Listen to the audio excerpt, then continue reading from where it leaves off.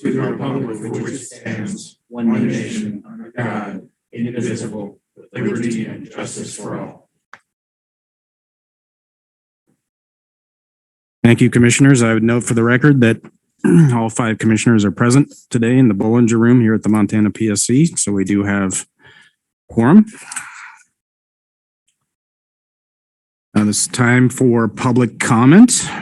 Is there any public commenters in the room today? Seeing none, are there any public commenters online? Seeing none.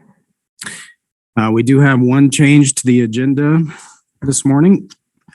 This would be work session item number 3, docket 2021.08.106 Northwestern Energy application for approval of interconnection procedures. To consider QS motion to dismiss, we'll defer that to a future business meeting.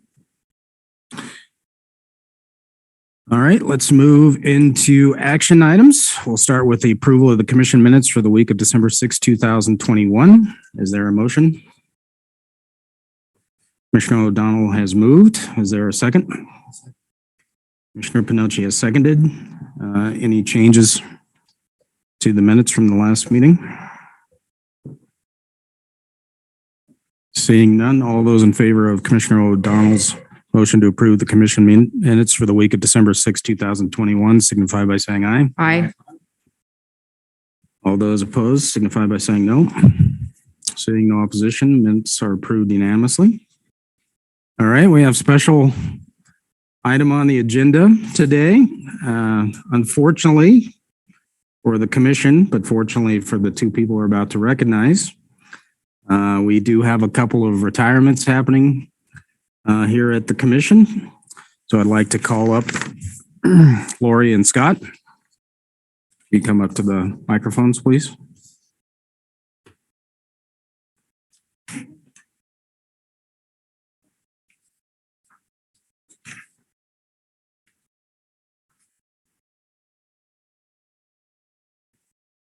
Good morning.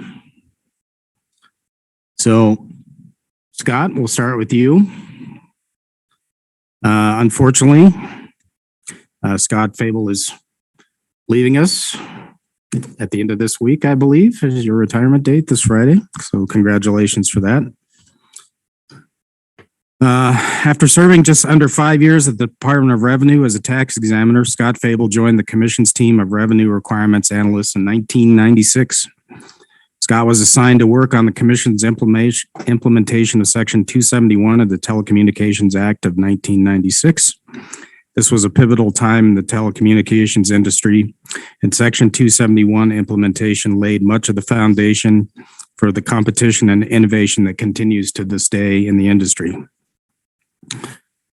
For their work on Section 271 implementation, Scott and several co-workers were presented with a Governor's Award for excellence. Scott went on to analyze a multitude of revenue requirements, issues involving electric, natural gas, and water utilities. Over the years, Scott has been a mentor to many staff analysts here at the PSC. His down-to-earth, practical approach to cost analysis and his knack for injecting humor into any situation has endeared him to staff and commissioners over the years. Scott has demonstrated outstanding dedication to the important work of the Department of Public Service Regulation and to the people of Montana. From all of us here who are commissioners and all of us who work here at the PSC, we give you a great big thank you for your many years of dedicated service. Vice Chair Johnson. Thank you, Mr. Chairman. It is truly my privilege to, on behalf of the commission, offer congratulations and best wishes to someone who can only be described as a living legend here at the commission. 40 years, Lori. As I said to you earlier, I commend and thank you for that tremendous commitment. In 1981, after a short stint working for Montana Bell, fresh out of college, and let me be clear here, that Lori was a child prodigy, graduated from college at the age of 12. So anybody doing that arithmetic, factor that in. Lori decided that the other side of regulation looked more appealing and began her career at the Public Service Commission. She started as our receptionist and worked her way up through the ranks. She moved from receptionist to an administrative support position and then into the transportation division. She spent many years as a compliance specialist, overseeing, guiding, and auditing activities of the transportation industry. Lori was even our librarian for a while, where she was finally known as Marion the Librarian. And I'm not sure where Marion comes. That's your middle name or what? No. Okay. 1999, Lori joined the consumer assistance team as a consumer representative. Over the years, Lori has worked diligently to ensure consumers were treated fairly and received adequate service from regulated utilities.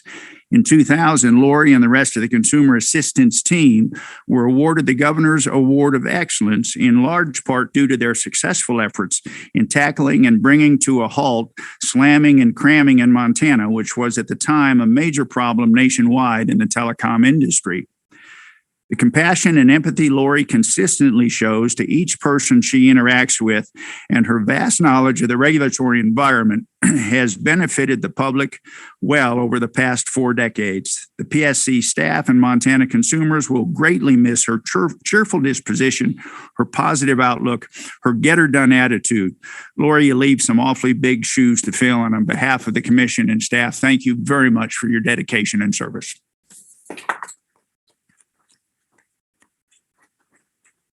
Would either of you like to make any comment at this time? Lori's nodding her head yes. Scott? It's been a pleasure, especially working with this lady. Everybody here has been great to work with. So, thank you.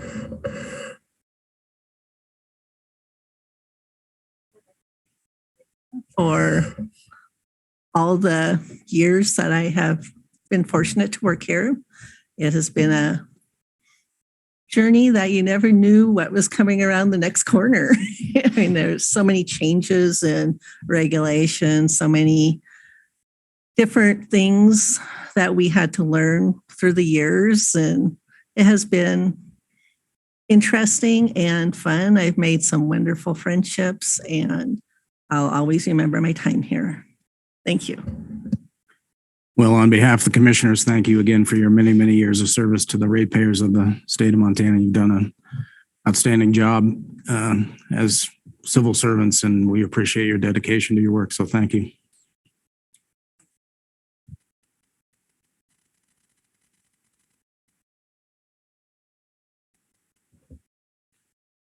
All right, let's move into the work session portion of our meeting today. We'll start with docket 2021.07.103, Haver Pipeline Company. We're here to consider the application to adjust rates for direct rural farmstead customers. We're here to consider a draft final order. Mr. Hamilton. Thank you, Mr. Chairman and Commissioners. This docket comes to you for a final order after having already received an interim order following Northwestern Energy on behalf of Haver Pipeline Company's application back in July of this year. Staff has reviewed the information submitted with the application, as has the MCC, which was the sole intervener in this docket. At this point, the MCC has identified no need for further process. They have not submitted any testimony. Likewise, Commission staff believes that this matter is ripe for resolution. So before you is the draft final order that I distributed. Hopefully it's before you yesterday. Apologize for the lateness of the distribution of that order, but it has been a rather busy week. So with that, staff's recommendation is to approve the final order, and I'd be happy to answer any questions that you may have. In addition, I believe Joel and maybe Dagan is online. If Dagan is not online, Joel is in the room for regulatory and may be able to help answer any questions. Thank you, Mr. Hamilton. Joel, did you want to say anything? He waves off. Dagan, are you online? I am. Do you want to add anything at this point? No, Lucas has done great. All right. Thank you, Dagan. Is there a motion? Commissioner Pinocci? Thank you, Mr. Chairman. I'd like to move that we support staff recommendations. Commissioner Pinochi has moved to approve the draft final order that has been seconded by Commissioner O'Donnell. Discussion?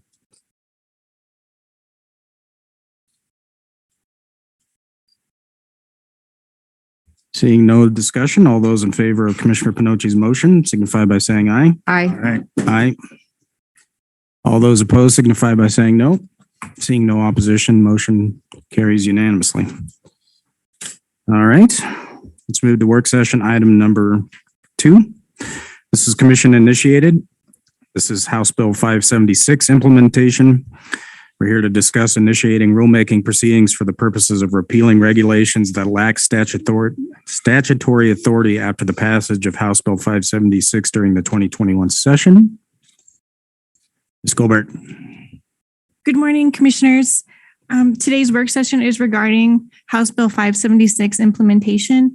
On May 14th, Governor Gianforte signed into law House Bill 576, repealing the Montana Renewable Power Production and Rural Economic Development Act, which included Montana's Renewable Energy Resource Standard. House Bill 576 amends MCA 69-5121 and repeals MCA 69-3, 2001 through 2008. Montana's Renewable Energy Resource Standard requires public utilities and competitive electricity suppliers serving 50 or more customers to obtain a percentage of their retail electricity sales from eligible renewable resources. That percentage varied over the years, but from 2015 and onward, it was 15%. Utilities and competitive suppliers can meet the standard by entering long-term purchase contracts for electricity bundled with renewable energy credits or RECs. They can also purchase the RECs or any combination of both.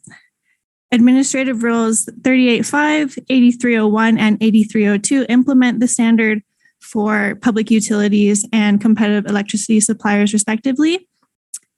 After the passage of House Bill 576, these regulations now lack statutory authority. Staff recommends the commission open a docket to initiate rulemaking procedures, including repealing those 2 administrative rules, and publish a notice with the Secretary of State. Thank you. All right, I will move that the commission open the docket to initiate the rulemaking process, including repealing Montana Administrative Rule 38.5, .8301, and .8302 in full, and to publish a notice to the Secretary of State. Is there a second? Second the motion, Mr. Chairman. All right, my motion has been moved and seconded. Is there discussion? Just one housekeeping matter, Ms. Colbert. I noticed in the notice of public hearing on proposed repeal, the draft notice that Lauren Johnson is still named as the contact for the agency. If you could designate someone else for that, please. Yes, I believe that's just a placeholder for now, as it's a draft. I believe we may, now that we have a temp working, we may have a new person there or the rule reviewer. Okay, I would suggest we do get a new rule review.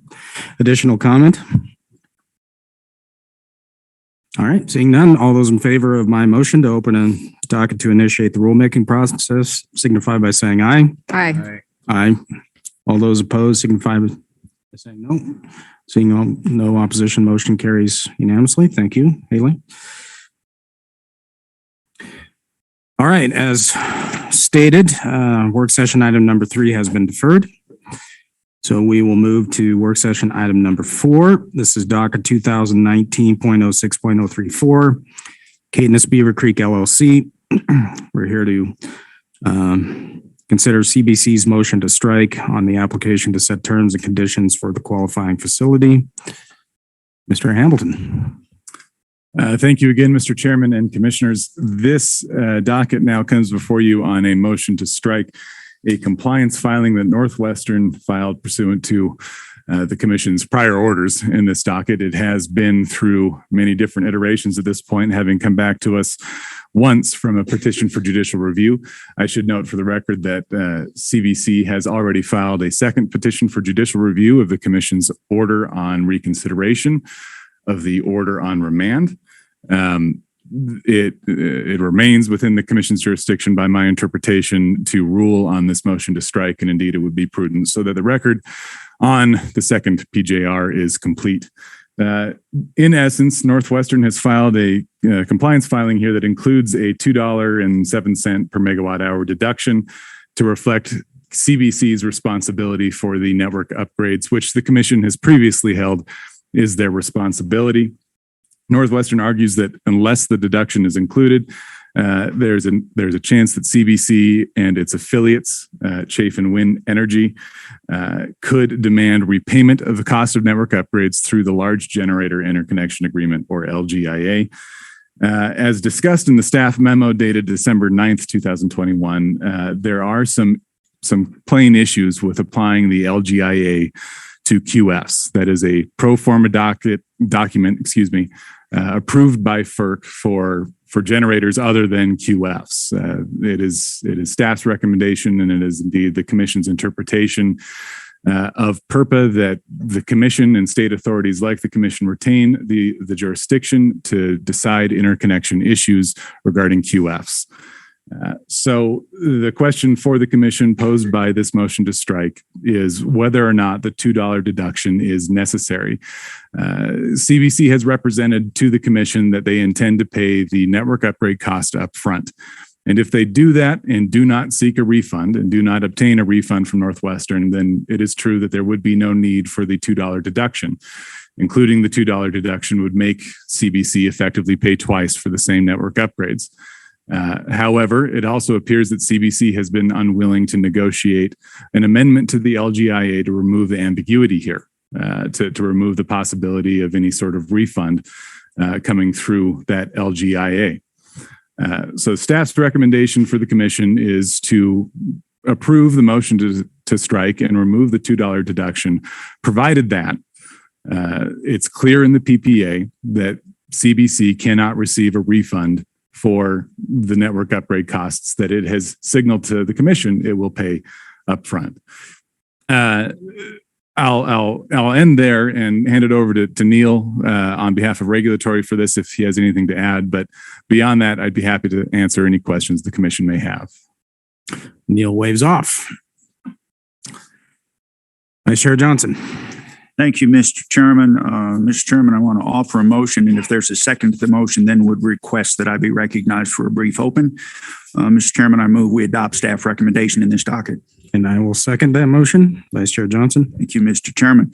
As we've discussed this particular docket, one of the things that has really jumped to the forefront for me is the fact that there is, I think, a major issue here with regard to public interest, that CBC requests treatment in this situation that has been afforded to no other generator under the auspices of this commission. That is, they seek to be exempted from network upgrade charges and transmission costs. And the precedent that would set going forward would be, Mr. Chairman, in my view, exceedingly costly to utility customers. And I think it's precedent we can ill afford to let become established. I'm not going to replow the ground that Mr. Hamilton has gone over. He's done an excellent job laying out the reasons that we ought to strike the deduction, but make absolutely sure that the PPA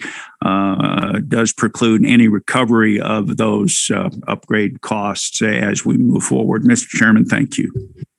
Thank you, Mr. Vice Chairman. Additional discussion?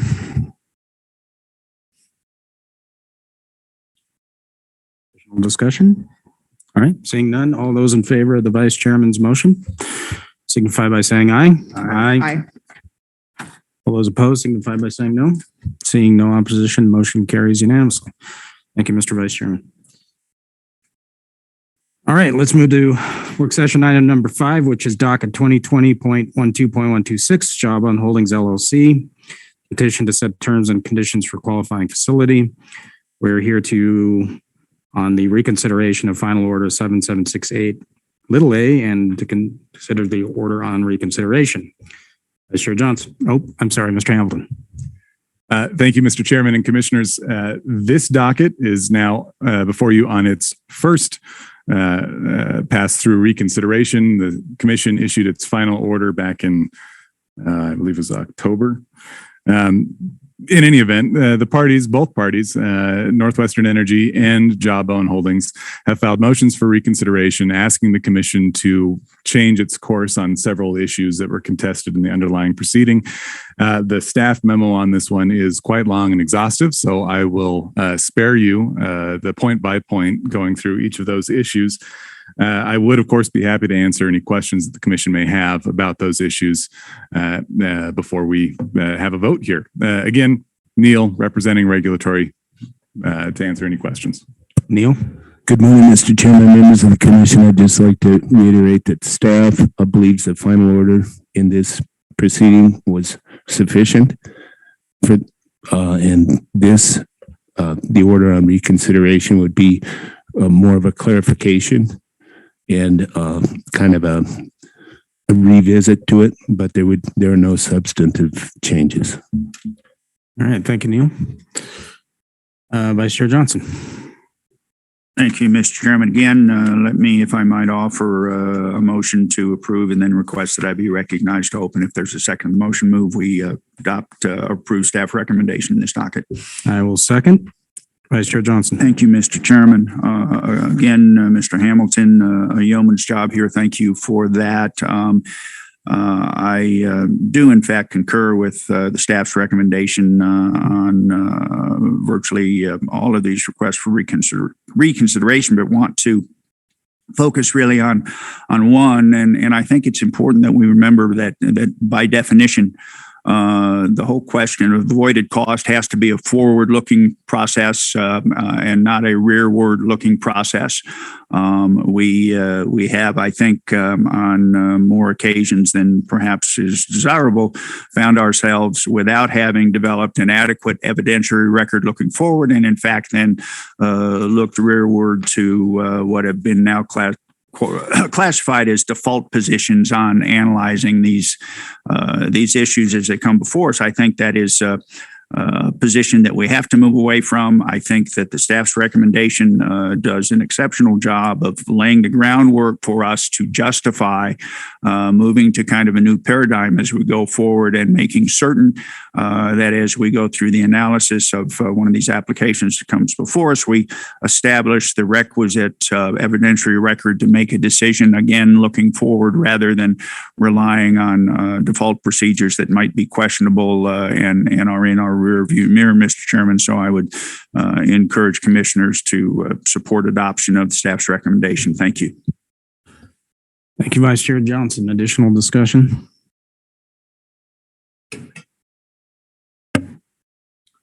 I would reiterate the comments of the Vice Chair. I think he did an excellent job and succinct job of addressing the reason that I will be supporting the Vice Chair's motion. I would reiterate that when you engage in proceedings such as this, by their very nature, they're fact specific and have to be decided on the record evidence that is presented in the hearings in these matters. And therefore, I agree with the Vice Chair that you have to be looking forward and not looking backward because each case is different. Additional discussion? Seeing none, all those in favor of the Vice Chair's motion signify by saying aye. Aye. Aye. All those opposed, same sign. Seeing no opposition, motion carries unanimously.